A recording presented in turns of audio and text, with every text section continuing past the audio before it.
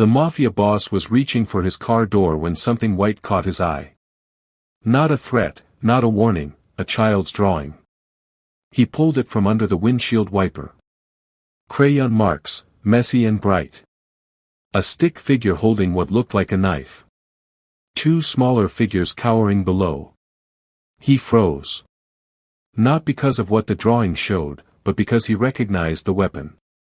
That specific jagged blade.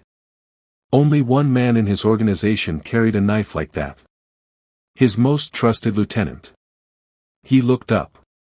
A little girl stood 3 feet away, lilac shirt, tear-streaked face, both hands clutched together like she was praying. "Please look at it," she whispered.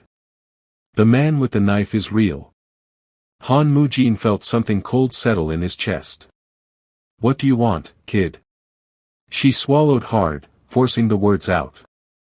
"I want you to stop him," she said. "Because the police won't believe me." That made him pause. She stepped closer, voice trembling. "He said he's coming back tonight. He said my mommy has to disappear." That's when he noticed the way she kept glancing at the alley behind her, the fear in her eyes that no 6-year-old should know. Mujin held the drawing tighter, not because it was evidence, but because what this little girl had witnessed would change everything he thought he controlled. Stay with me until the end, because what he discovered next shook even a man who built his empire on blood and secrets. Before we begin, don't forget to like this video, hit subscribe, and comment where you're watching from. Now, let's get started. Han Mujin didn't need to raise his voice. He never had to. When he walked into a room, conversations died mid-sentence. When he made a phone call, people answered before the second ring. When he gave an order, it was already done. Seoul's Gangnam district belonged to him the way shadows belong to light. Inevitable. Inseparable. The neon signs that lit up the streets after dark, the luxury clubs where politicians pretended not to recognize him, the construction projects that broke ground without permits, all of it moved according to his will. His tattoos told the story his mouth never would.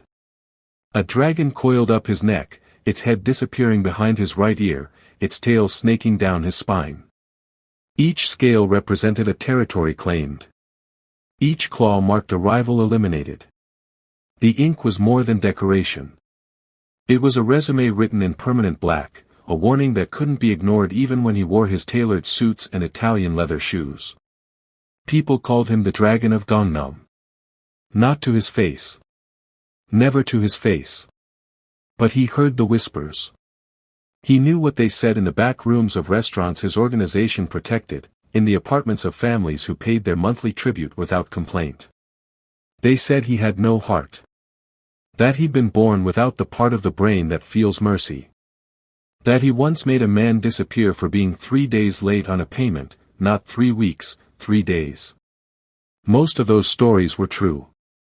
Tonight had been routine. A meeting with property developers who needed certain building inspectors to look the other way. A collection from a nightclub owner who thought loyalty was negotiable. A phone call to his lieutenant about a loose end that needed tying up, permanently. Business as usual in an empire built on fear and efficiency. His bodyguards flanked him as he left Club Azure, their eyes scanning the street with practiced paranoia.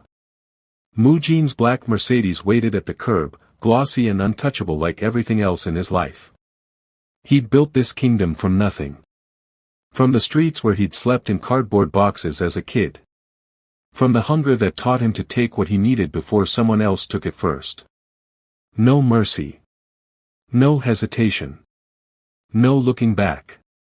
That's what made him untouchable. That's what kept him alive when others had fallen. He'd learned early that sentiment was a weakness that got you killed, and he'd carved that weakness out of himself the way a surgeon removes a tumor. He reached for the car door, already thinking about tomorrow's shipment, about the territorial dispute with the Busan crew, about the 1,000 moving pieces that required his constant attention. That's when he saw the paper tucked under his windshield wiper, fluttering slightly in the night breeze. And everything he thought he'd killed inside himself suddenly stirred back to life. Mujin's hand froze on the paper. His bodyguards noticed immediately. Kim stepped forward, hand moving toward his jacket. "Boss, what is it?" But Mu-jin didn't answer. He was staring at the crude drawing, at the figure with the jagged knife that only existed in one place in this city. In his lieutenant's custom-made ankle sheath. The blade Park Min-ho had commissioned from a blacksmith in Itaewon, the one with the serrated edge that left signatures in flesh. No one outside the organization knew about that knife. No one should have seen it and lived to draw it. His eyes swept the street. Late-night traffic hummed in the distance. A few pedestrians hurried past, heads down, pretending not to notice the men in expensive suits standing beside a Mercedes that cost more than their annual salary. The neon signs from the club cast red and blue shadows across the pavement. Then he saw her. A flash of lilac behind the dumpster across the street. So small he almost missed it. A child's shirt, partially hidden in the darkness of the alley entrance.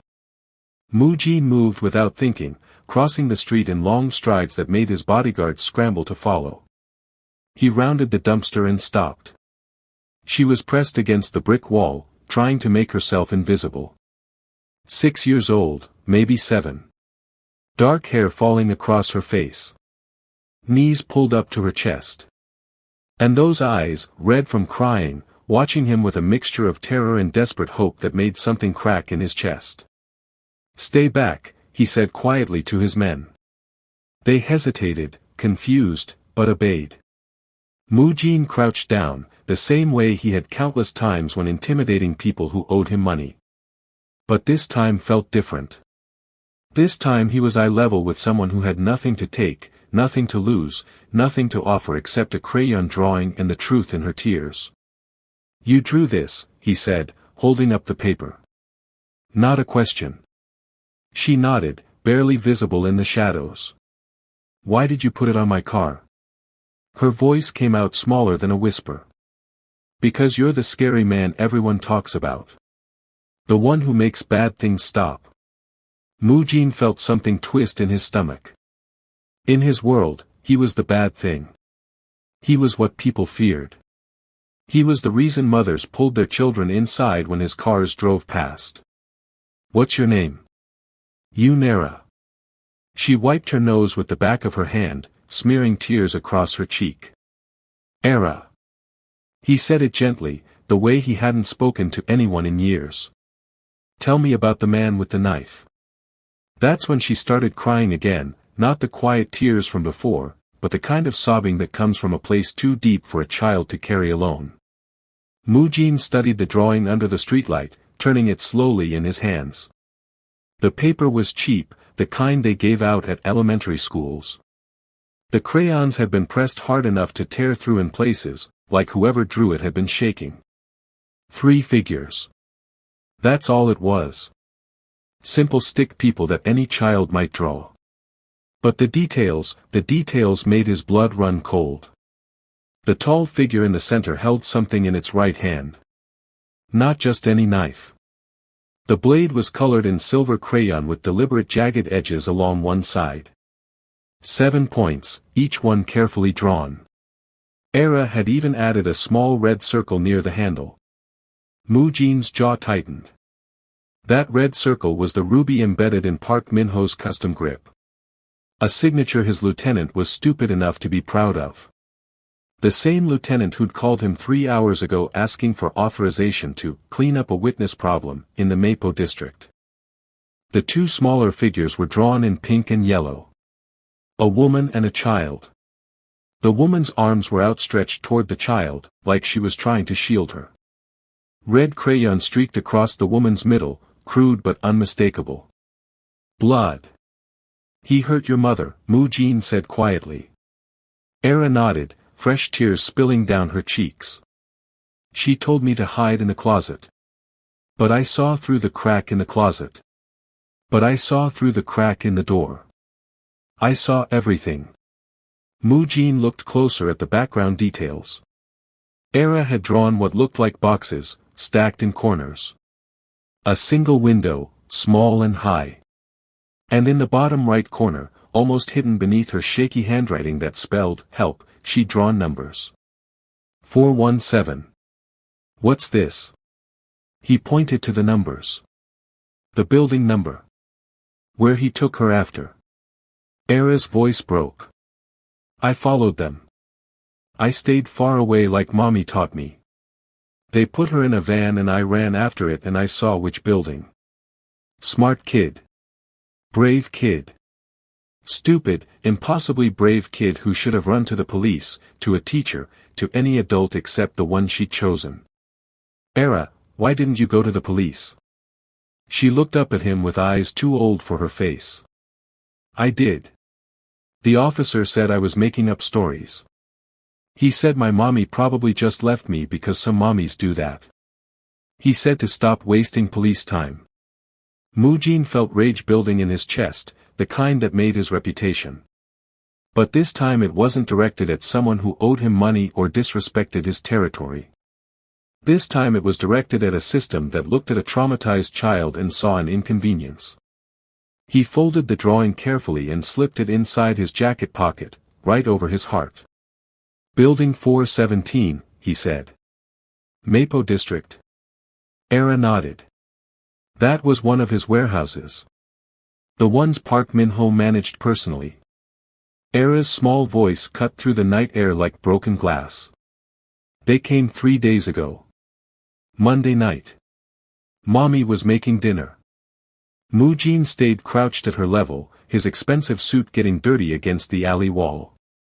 Behind him, his bodyguards shifted uncomfortably. They'd seen their boss torture men for information. They'd watched him break bones without flinching. But none of them had ever seen him sit in the dirt listening to a child. What happened? He asked softly. There was knocking. Really loud knocking. Mommy looked through the peephole and her face went white. She told me to go to my room, but I heard everything. Era hugged her knees tighter. 3 men. The one with the knife, he did all the talking. He said Daddy owed them money before he died. A lot of money. Mujin's mind raced. He hadn't authorized any collections in Mapo involving a dead man's debts. That wasn't how his organization operated. Dead men's debts died with them. It was inefficient to chase ghosts. What did your mother say? She said Daddy never borrowed money from anyone. She showed them our bank account on her phone. We only had 60,000 won left. She said that's all we had. Era's voice dropped to barely a whisper. The man with the knife laughed. He said she could work off the debt. Special work. And when she said no, when she tried to close the door, they pushed inside. Mujin felt his hands curl into fists. He forced them open. I ran to the closet like Mommy taught me. For emergencies. I heard her screaming. I heard things breaking. Then it got quiet and I heard the man say, 3 days. We'll be back in 3 days for your answer. If you talk to anyone, if you run, we'll find the girl first. That's when you went to the police. Era nodded miserably. The next morning. I was so scared but I thought they could help. I told the officer everything. About the knife, about the men, about the threat. I even drew a picture for him. What did he say? He looked at my picture for like 2 seconds. Then he said children have nightmares sometimes. He said my mommy probably just went to work early and I got confused.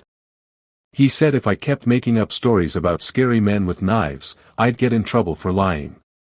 Fresh tears rolled down her cheeks. He didn't even write anything down. He just patted my head and told me to go to school. Mujin understood then.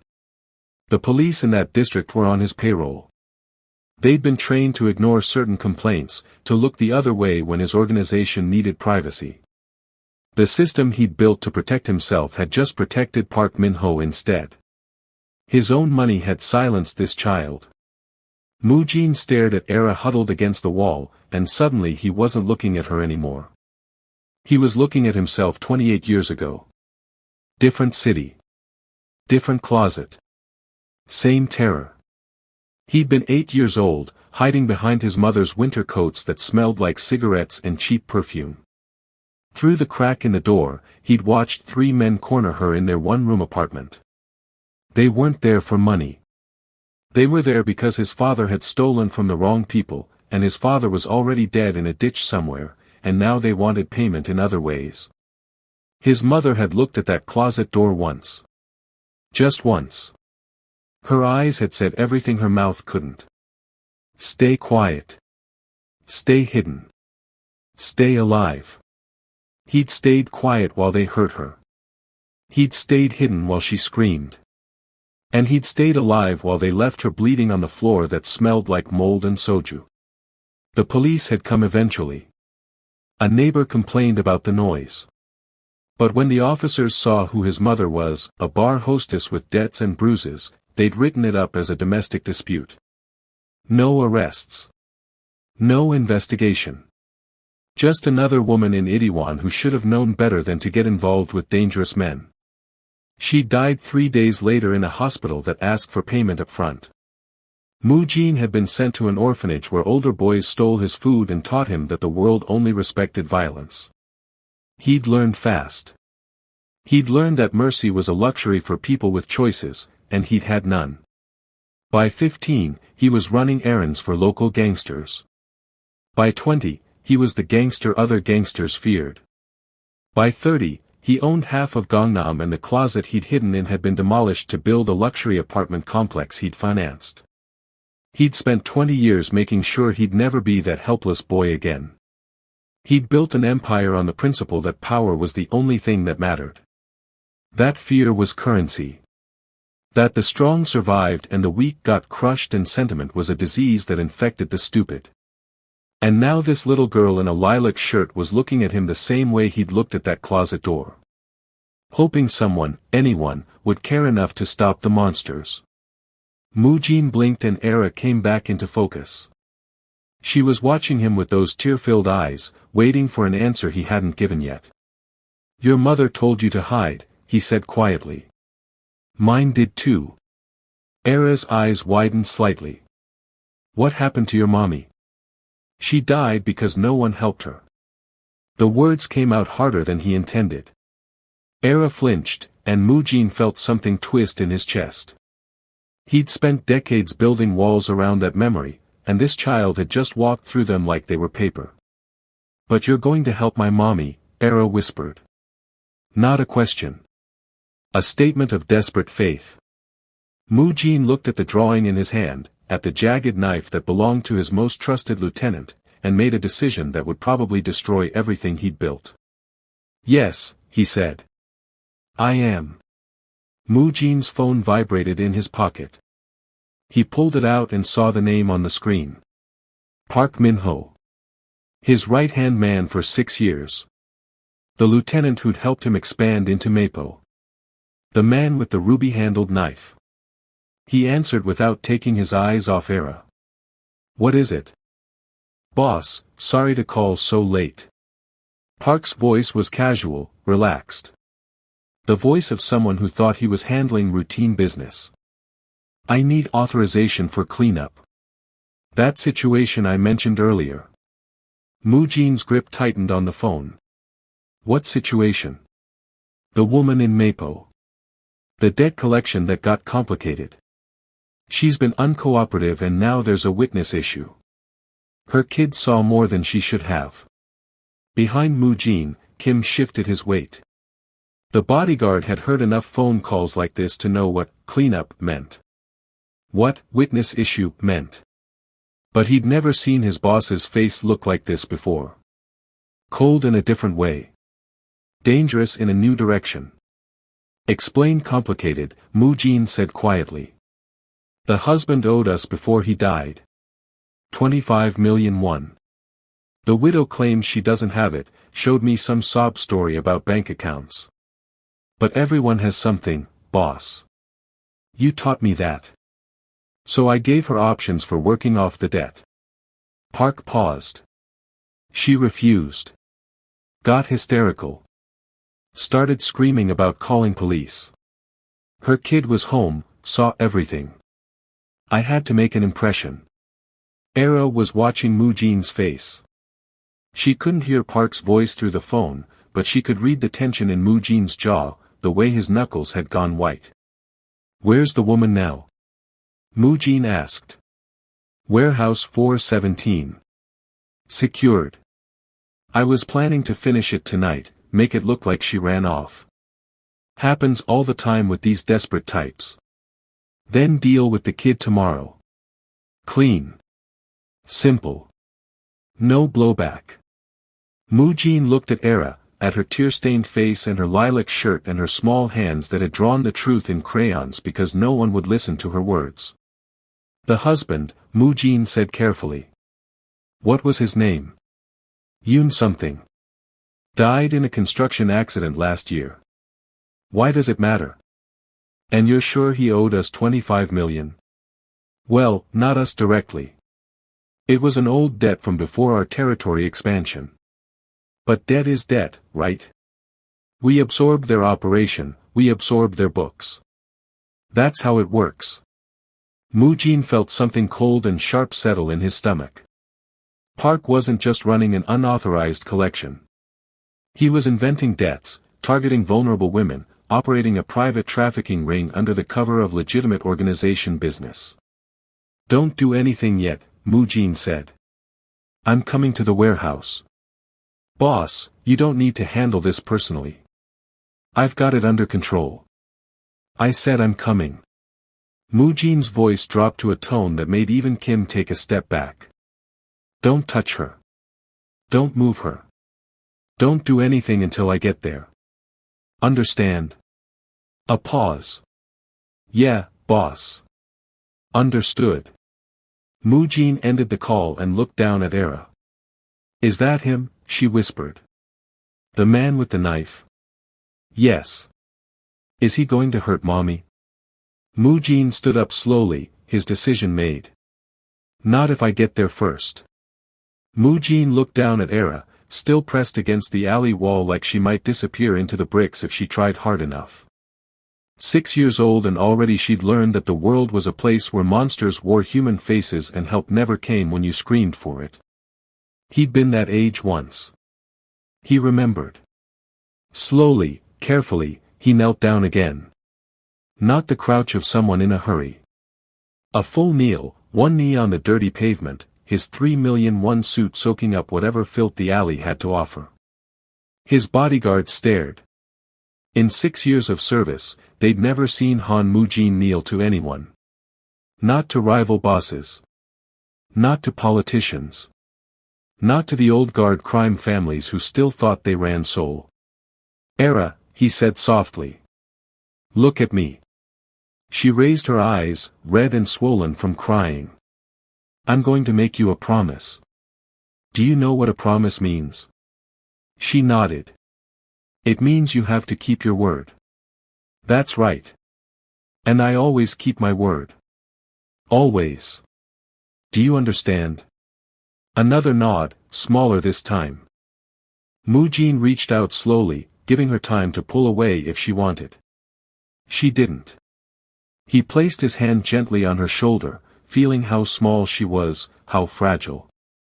One wrong move from Park Min-ho and this child would have been erased like she never existed. "The man with the knife will never hurt you again," Mujin said. Each word was deliberate, heavy with certainty. "He will never hurt your mother again. And when the sun comes up tomorrow, you're going to have breakfast with her. In your home. Safe." Era's lip trembled. "You promise? Really promise?" "I promise. But he's scary. He's so scary and big and he has that knife and..." "Era." Mujin's voice was gentle but firm. "Look at my neck." She did. Even in the dim light, his dragon tattoo was visible, coiling up from beneath his collar. "Do you know what this means?" She shook her head. "It means I'm scarier than he is.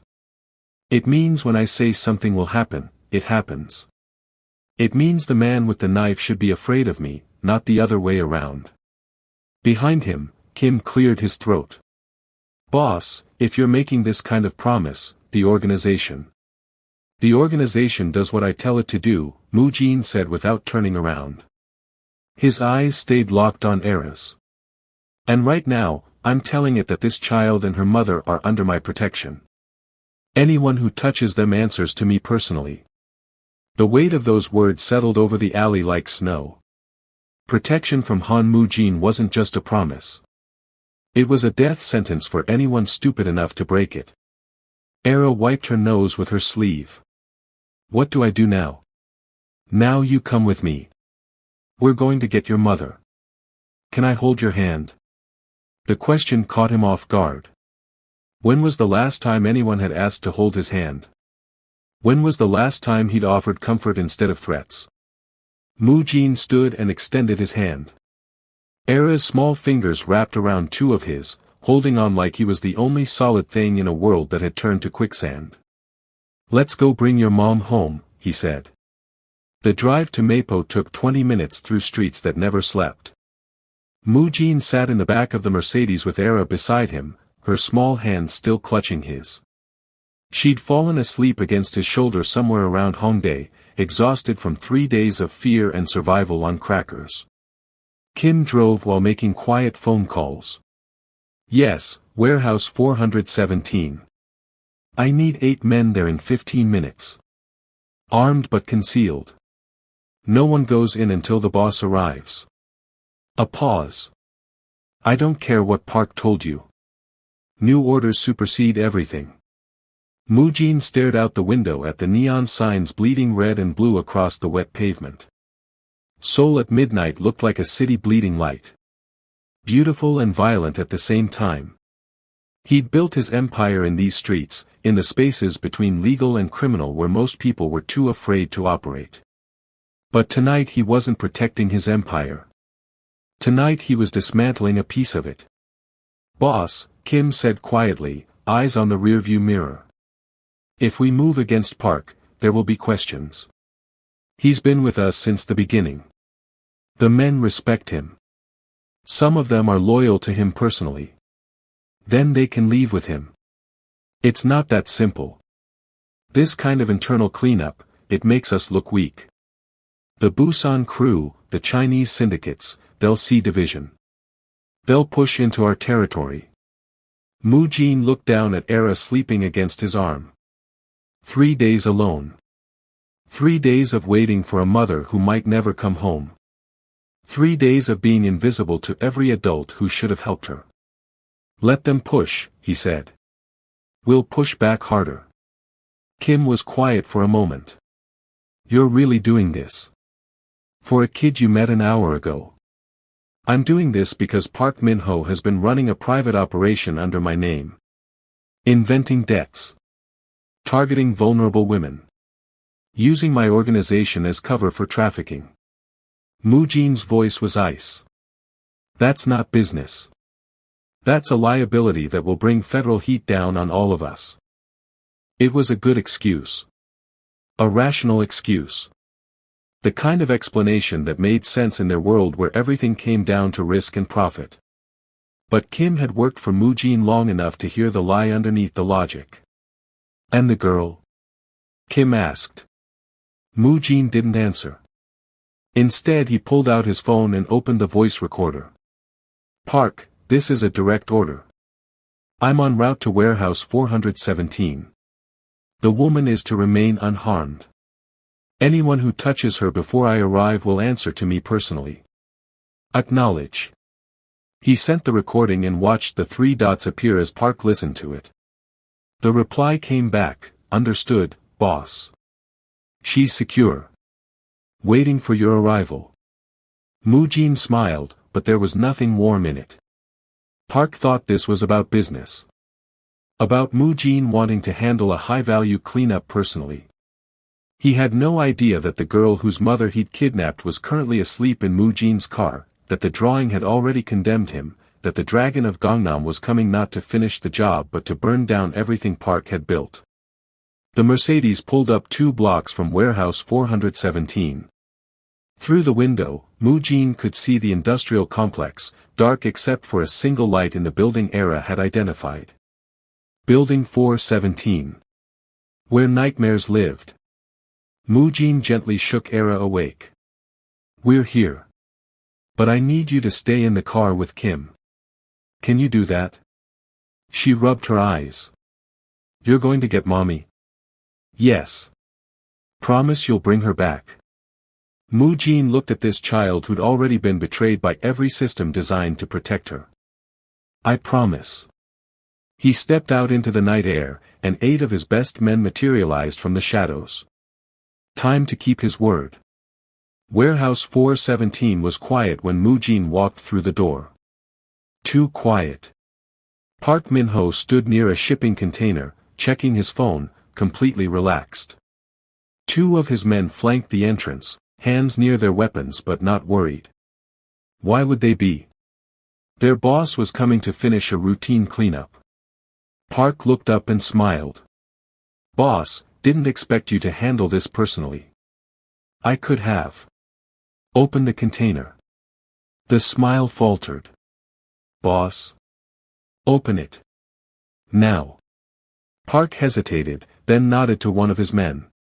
The metal door swung open with a rusty screech. Inside, tied to a chair, was a woman in her 30s. Bruised. Terrified. But alive. Rosa Martinez.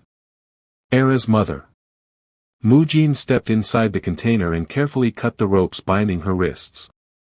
She flinched away from him, eyes wide with fear. Your daughter sent me, he said quietly. Era. She's safe. She's waiting in my car. Rosa's face crumpled. Era. Is she okay? Did they hurt her? She's fine. Braver than most adults I know. Mujin helped her stand. Can you walk? She nodded, legs shaking. Park appeared in the doorway, confusion shifting to concern. Boss, what's going on? This woman still owes. Her husband never owed us anything. Mujin's voice could have frozen fire. You invented the debt. You've been running private collections, targeting widows, using my organization as cover. How long did you think I wouldn't notice? Park's hand moved toward his jacket. Toward the knife with the ruby handle. He never reached it. Mujin's men had already surrounded the warehouse. 8 against 3. The math was simple. You broke the rules, Mujin said. You hurt families. You created heat.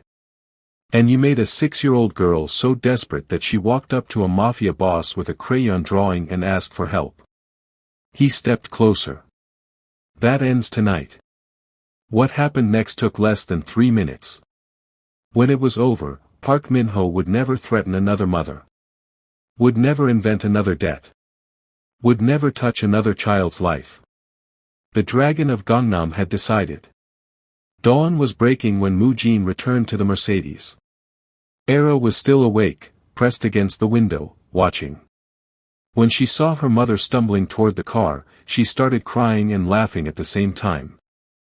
Rosa pulled her daughter into her arms and held on like she'd never let go.